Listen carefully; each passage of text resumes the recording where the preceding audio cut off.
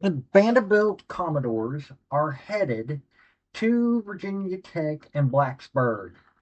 Now, this game's going to be quite interesting. It really will be. Vandy is on the rise.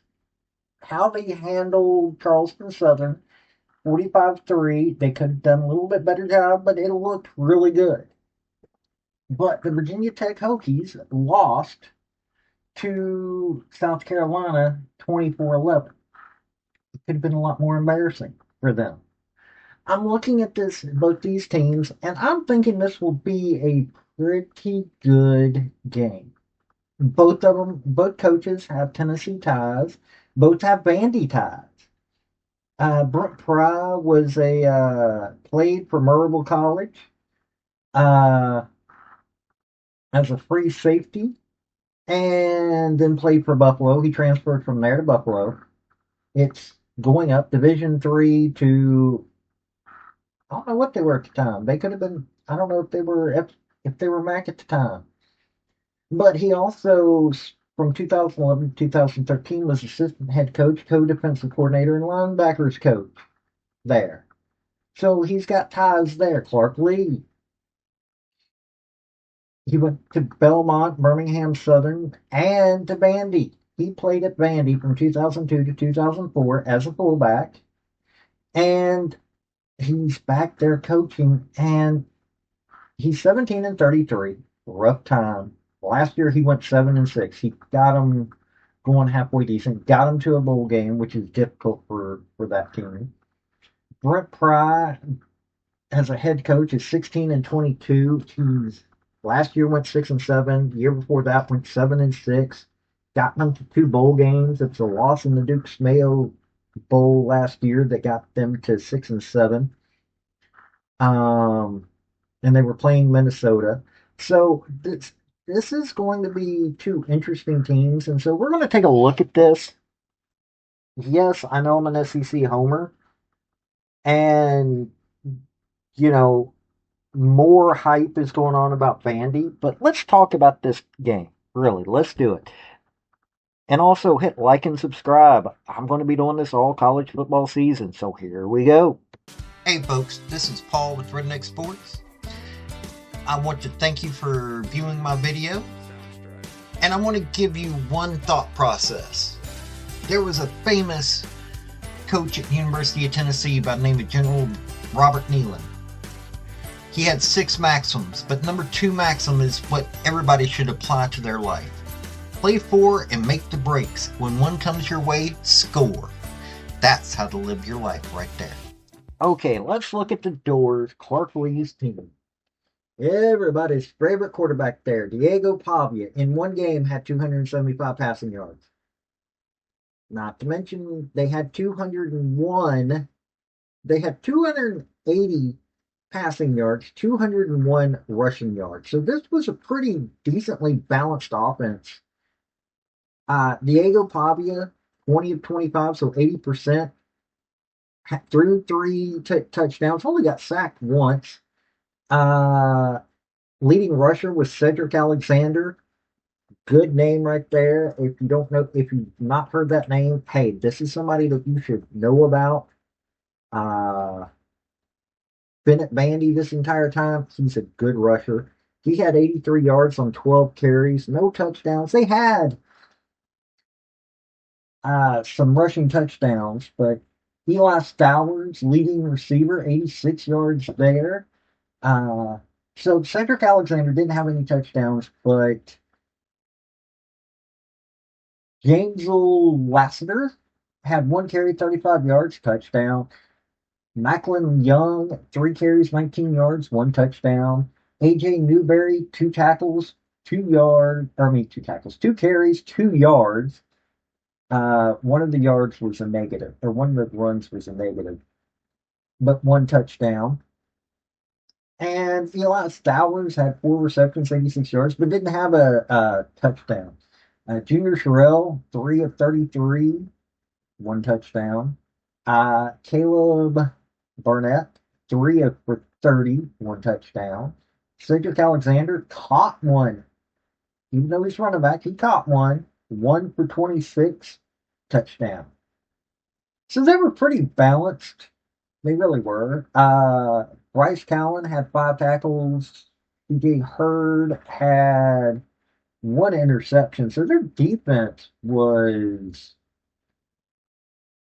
you know, what would be expected against such a team, the Charleston Southern. Um, CJ Hurd played at FAU last year, Florida Atlantic. Bryce Callen, like I said, 5 touchdowns. They had 3 sacks in that game. They had 1 interception, 3 deflected passes, 1 forced fumble, and 1 fumble return. They weren't amazing numbers. They weren't amazing numbers, but they spread it out so much that it's kind of understandable. Plus, you're getting 3 passes. You're deflecting 3 passes. You don't need to tackle somebody. Get an interception. Don't need to tackle somebody. Now, the forced fumble and the possibly the fumble return, that's what that is. Uh, Looking at wow. Pardon me here. CJ Bird, who was a safety.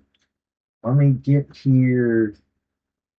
He's not even on the list on their defense right now. I'm looking.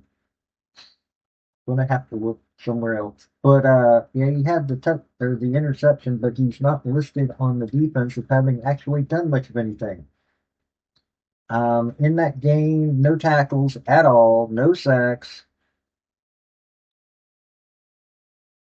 but he's got an interception.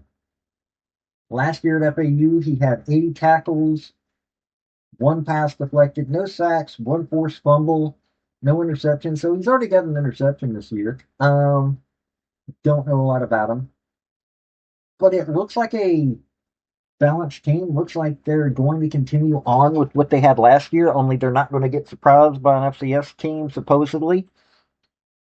I think it's a pretty good rounded team, and the offense is hitting on all cylinders, and the defense is doing what it's supposed to do.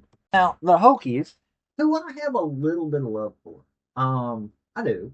I actually know somebody that played for them. He loved him, Frank Beamer. Um, Brooke Fry is working on getting them better.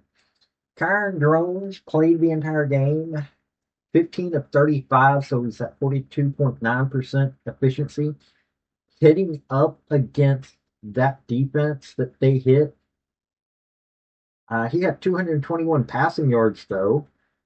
Uh, 2 interceptions, no thrown TDs though, and he got sacked twice. Marcellus Hawkins had 15 carries, 58 yards, no touchdowns. Yeah, it really was that kind of thing. Donovan Green had 94 yards receiving, no touchdown. Their kicker had most of their offense with a safety involved in this. Kyron Drones rushed 12 times for 26 yards. PJ Prelu, 5 for 16. Jeremiah Coney, 4 for 16. Uh, Cameron Selden had to be given the ball, 1 for -1 yards. This really wasn't Donovan Green, 3 for 94. Aiden Green, 5 for 71. Isaiah Spencer, 1 for 28. Cameron Selden, 3 for 18. Tacky Heath, Tacky Heath, 2 for 10. They did not get a lot of production out of that offense. Their kickers with John Love, their kicker was their best guy. On defense, they had 4 sacks. They were able to get to Lenore Sellers. They deflected 1 pass, forced 1 fumble. So their defense, tackles wise, they probably could have been a little bit better. They had 60 total tackles in the game, 32 solo and 28 assisted. In all honesty, this was a defense at least that get through to the Lenore Sellers. That was the better part of this game. So that's something Diego Pavia excels at, dealing with strong defenses. Plus they may give Vandy fits. they're probably going to get Vandy fit. So this is a team that needs to get their offense firing. Um, Ty Jones is, whew, he is going to have to get this defense going. He started out at Baylor, but he's been at Virginia Tech. This is his third season with Virginia Tech. Um,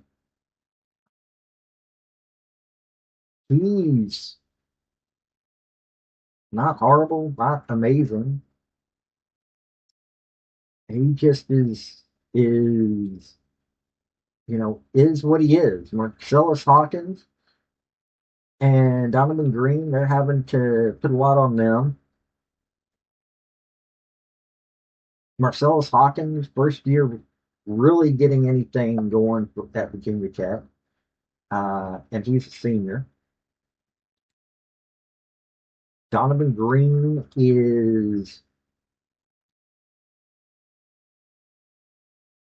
was at Wake Forest, which kind of worries me. Before he was there for 4 years, and now he's at yeah. This is a team that mm, they're hurting. They need to do something about getting the recruiting going again, like what they had under Beamer. This is I'm not I'm not saying that they aren't there isn't possibilities, but they need a better offensive line from the looks of it, and their defense at least is showing something. Look, I was I'm wanting to see the ACC rise up a little bit more than what they've been. I'm wanting to see some of the weaker teams step up. Hokies are going against the team that is similar to them in a lot of ways, but they didn't show anything against South Carolina, which has a really strong defense. So let's not even go there. But their defense showed something. Diego Pavia knows how to deal with this, but this is still a decent defense that they're going up against. Though at the same time, I'm looking at this and I'm going that the Hokies are supposed to win this by 2.5 points. I think this is another one where the odds makers have it all kinds of messed up. I think that Diego Pavia and the Commodores are going to be going into this game and not even worrying about it. This is the Diego Pavia school. They beat Virginia Tech last year at home 34-27 in overtime, leading up to a season that went 7-6, which is unusual for Vandy. But Clark Lee has got a team going now that is able to handle. I mean, look what they did to #1 Alabama last year. I honestly think that Vandy is going to be going into Blacksburg and winning this game. I hate saying that because of I actually do have an appreciation of the Hokies. I just don't think that the Hokies can do it this year. They're already showing that they're already showing that they've got a weak offense, and with the schedule they have, it's going to be rough. Old Dominion isn't even guaranteed to be a win at this point. Wofford probably is, but Wake Forest, they may be a little bit better than Wake Forest, might be a little bit better than Virginia. That's what I'm looking at. Tech is. I'm sorry. I'm not seeing a lot of good, and I don't see why they've got 2.5. They're 2.5 points favorites, but that could be because they're at home. You tell me what you think. This has been Paul with Redneck Sports. Y'all have a good day now. Bye. I want to thank you for watching my video. And if you like what you saw, like, subscribe, and comment. Y'all have a good day now.